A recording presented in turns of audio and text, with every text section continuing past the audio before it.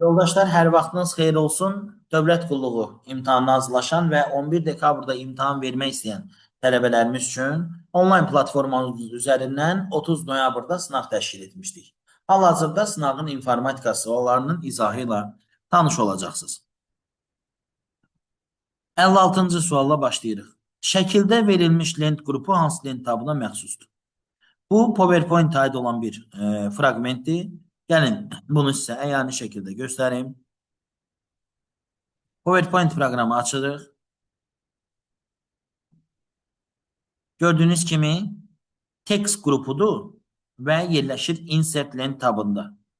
Doğru cavab tab soruşduğu üçün bizdən insert lent tabı. Keçirik 57-ci suala. Deyir ki, aşağıdakılardan biri internetdə toplanan informasiyanı depolamaq və istifadəçiyə rahat şəkildə təqdim etmək üçün nəzərdə tutulub. Yoldaşlar, bilirsiniz ki, Wikipedia elektron ensiklopediyadır və istifadəçinin məlumatlarını deyil, oranın adminlərinin yazdığı məlumatları belə deyək, saxlayır və məlumatların depolanması üçün yox, elektron ensiklopediya formasında istifadəsi üçün. 3W dünyadakı ilk brauzerdir. Bing axtarış sistemidir. Google Chrome da yenə dünyanın ən məşhur brauzeridir. iCloud proqramı istifadəçinin məlumatlarını depolayan və onları rahat şəkildə tapmağa imkan verən proqram. 58-ci sual çap məsələsidir. 1-dən 22-yə qədər nömrələnmiş və 1-dən etibarən nömrələnmiş səhifələrin çapı nəzərdə tutulub və məndən fikir verin, even cüt səhifələrin çapını istəyir. Mən 1-dən 22-yə kimi verilmiş bu intervalların içindən cüt səhifələri seçməliyəm. Yəni 2-ni, 4-ü, 12-ni, 14-ü, daha sonra 18-i, 20-ni və 22-ni. Niyə 24-ü seçmirəm? Çünki 22 səhifəm var. Burada 18-25 aldadıcı məqsədlər üçün yazılıb və biz bu səhifələri sayırıq. 1, 2, 3, 4, 5, 6, 7. 7-ni bölürük 4-ə, 4 page per sheetdir. Eləyir 1 tam %75. Təbii ki, yuvarlaqlaşdırıb 2 götürürük. Boş sayda olduğu üçün 2-ni də 2-yə bölürük. 1 və 1-i ən axırda kopya sayına vururuq. 1 vur 2, eləyir 2. Cavab B variantı. Növbəti sualımız doğru variantı seçin. Bir miqdar pul ödənilmədikdə qurbanın şəxsi məlumatlarını dərc etməklə hədələyən kriptovirusologiyadan istifadə edən proqramın növü kriptojackingdir. Xeyr, kriptojacking başqasının kompüterində kriptovalyuta yaratmaq üçün nəzərdə tutulmuş bir təhlükə növüdür. Bu tərif ransomware olmalı idi. Klaviaturadan bizdən nəyi soruşur? Doğru variantı. İkincini oxuyuram. Klaviaturadan yazdığınız məlumatları gizli bir fayl kimi saxlayır. Yoldaşlar, bu kriptografiya adlanmır. Bu keylogger adlanır. Müxtəlif oxuma cihazlarından istifadə etməklə bank kartlarının uğurlanması skimming adlanır. Bəli, bankomatlara quraşdırılan həmin cihazlar skimmer cihazları olduğu üçün təhlükə növü də skimming adlanır.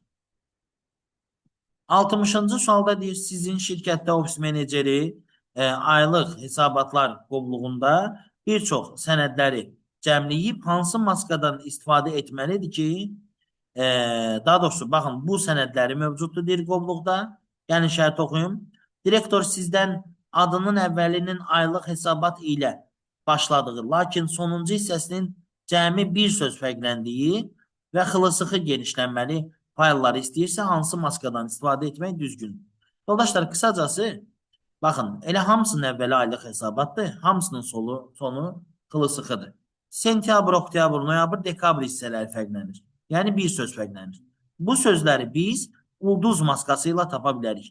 Bilməlisiniz ki, ulduz heç bir simvolu əvəz etməyə, bir simvolu əvəz edə bilər və ya daha çox simvolu da əvəz edə bilər.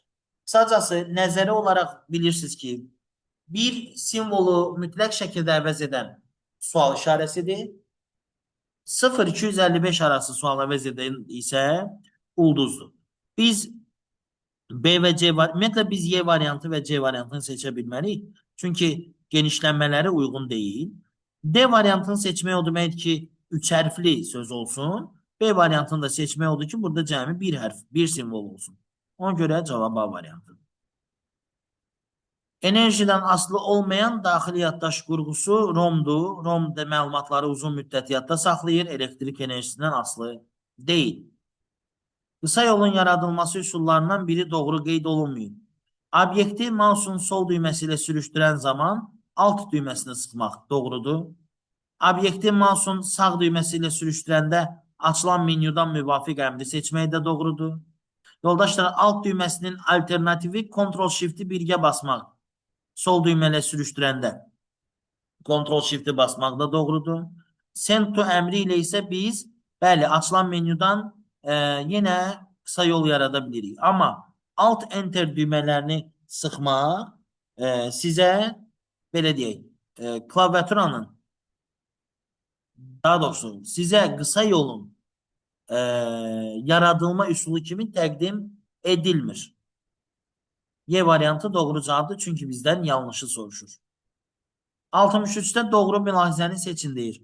İnformasiyanın diskdə əlverişli şəkildə yerləşdirilməsi üçün Drive Space proqramından istifadə olunur. Tüm bəndləri oxuyuram sizin üçün məlumatınız olsun. Qovluğun sıxlaşdırılaraq həcmin azaldılması üçün utilitlər yox, istifadə olunur arxivatorlardan. Viruslara qarşı mübarizə aparan proqramlar servis proqram təminatına daxildir, doğrudur. Verilənlərin mühafizə edilməsi üçün baza proqram təminatı doğru deyil. Mühafizə deyəndə baza proqram təminatı nəzərdə tutulmur. Və qrafiki interfeys aparat interfeysinin yox, istifadəçi interfeysinin alt qoludur.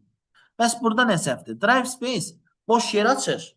Faylların kompüterin yaddaşında daha az yer tutmasını təmin edir.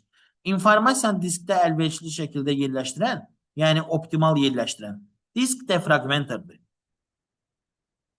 64.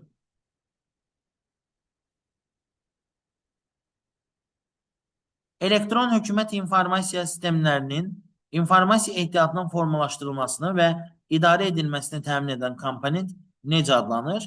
Təbii ki, idarə etmə paneli. Yoldaşlar, bilirsiniz ki, elektron hökumət informasiya sistemləri haqqında qanunda dəyişiklik olub və ona görə biz də proqramı yeniləmişik, suallarımızı update eləmişik. Bununla bağlı nəzəriyyə üçün bizə müraciət edə bilərsiniz.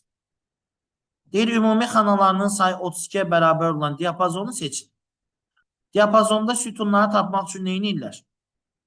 Hərfləri ardıcıl sayırlar. A-dan D-yə qədər hərflər. A, B, C və D. 4 hərf var, yəni 4 sütun. Bilirsiniz ki, böyük ədəddən də kiçik ədədi çıxıb üstünə 1 gələndə sətirlərin sayını tapmış oluruq. Sətirləri də sütunlara vuranda tapmış oluruq xanaların sayını. Doğru cavab D variantıdır. Birbaşa doğru cavaba baxdım ki, vaxt itkisi ilə üzləşməyək. Ethernet texnologiyasına aid topologiyanın xüsusiyyətlərindən biridir. Ethernet topologiyası şin, daha doğrusu texnologiyası şin topologiyasında istifadə olunur. Orada mərkəzi serverdən istifadə olunur yazıb. Səhvdir. Mərkəzi server istifadə olunur ulduz topologiyasında. Terminator qurğusundan istifadə olunur, düzdür. Uducu funksiya olaraq cəryanın axmasının qarşısını alan terminator qurğusundan istifadə olunur. Yeni abunəçilər əlavə etmək çətindir yazın. Çətin deyil, asandır. Məlumat ötürən kompüter marker adlanmır. Səhvdir. Marker halqadadır. Eyni anda məlumat ötürülən zaman xaos yaranmır, səhvdir. Yaranır.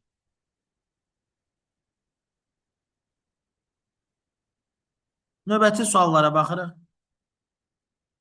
Fərman son günlər kompüterində qəribə dəyişikliklər müşahidə edir. Brauzerini açanda yeni tanımadığı bir axtarış sistemi avtomatik meydana çıxır və ardıcıl olaraq pop-up reklamlar və bəzi qəfil donmalar baş verir. Fərman antivirus proqramı açılmır. Buna problem nə ola bilər? Bu problemin səbəbi nə ola bilər? Bu vəziyyət fərman kompüterində hansı tip problemə yoluxduğunu göstərir. Brauzerinin keşinin dolması düz yanaşma deyil. İnternet bağlantısında fasilə olmağı da, proqramların avtomatik yenilənməsinin deaktiv olmağının da bura heç bir aidiyyatı yoxdur. Ola bilər ki, Fərmanın kompüterinə hər hansısa bir belə deyək, zərərverici proqramları indirilib. Və bu zərərverici proqramlar müxtəlif xətalara gətirib çıxarır. Bilirsiniz ki, müxtəlif proqramlar var ki, onlar kompüterdə yeni axtarış sistemləri açır, reklam fayllarına keçir. Bunlar adətən adware və digər xarakterli reklam xarakterli proqramlar olur. O proqramların, yəni o malwarelerin kompüterə yoluxması zərərverici yoluxturma və yaxud zərərli proqram yoluxması kimi qələmə verilir. Burada phishing hücumuna aid ipuçlar olmadığı üçün cavabı B variantı seçirik. 68. Şəkildə göstərilən əmr yerinə yetiriləndə nə baş verir? Regroup, yəni əvvəlcə qruplaşdırılmış obyektlər yenidən qruplaşdırılır. Qrup daxilindəki obyektlər formalaşdırılır, arxa plana keçirilir, qrupdan çıxarılır, ön plana keçirilir. Düz deyil. Obyektlər yenidən qruplaşdırılır. Deməli, bu obyektlər bir dəfə qruplaşdırılır. İndi isə regroup əmri verilib ki, yəni yenidən qruplaşdırılsın. 69-cu sualda sizə deyir ki, B1 xanasındakı düstur B2-dən B8-ə kimi hər birinə sürüşdürülür. Cavabı true alınan qiymətlərin cəmini hesablayın. Yoldaşlar, gəlin biz bu düsturun nə işə yaradığına baxaq. Deyir ki, əgər A1 xanasının soldan 3 simvolu daşdısa, onda len A1-i hesablar. Deyilsə, cavab olsun A8.